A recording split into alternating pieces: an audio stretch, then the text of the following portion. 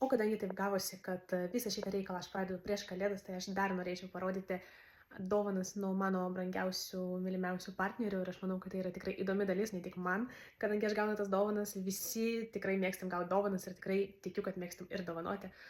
Tai ne tik man, bet ir jums, nes bent jau aš asmeniškai labai mėgstu pasižiūrėti, kas ką gauna dovanų.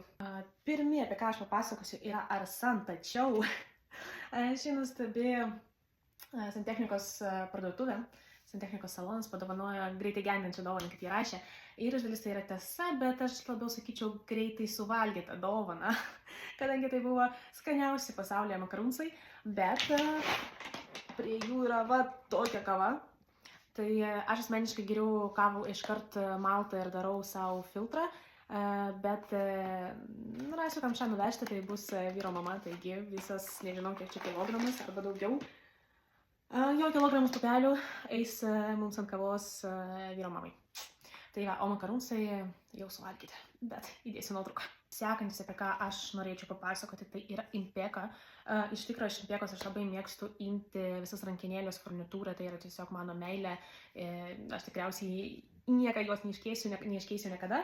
Tačiau ten yra daug labai stalviršių, daug plokščių ir aplamai mes galim rasti tikrai viską, ko reikia baldams. Taigi labai labai graži draugystė, aš labai džiaugiuosi, kad kažkada juos atradau, arba jie mane, čia nesu tikra, ir kad mes pradėjom dirbti, bendradarbiauti. Taip, dovana. Jau tikriausiai 2 metus jie dovanojo tokius boksus, yra labai labai smagu gauti. Mes galim kartu pasižiūrėti, kas ten yra. Taip. Taigi, kas čia jau spėjau aš pasižiūrėti, tai raudonas vynas. Vynas yra visada gera idėja. Aš manau, net jeigu kažkas ir negeria vyno, tai tikrai gali jį perdovanot.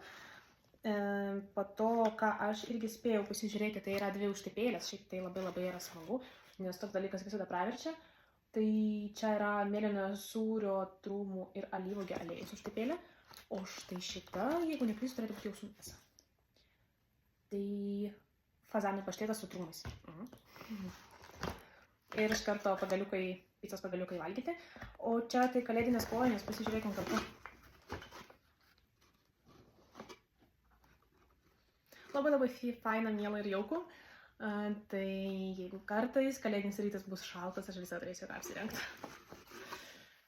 Taigi tokia nuostabi, naudinga ir miela kalėdinė dovana iš Impekos. Ir mes turim dar 2 dovanas.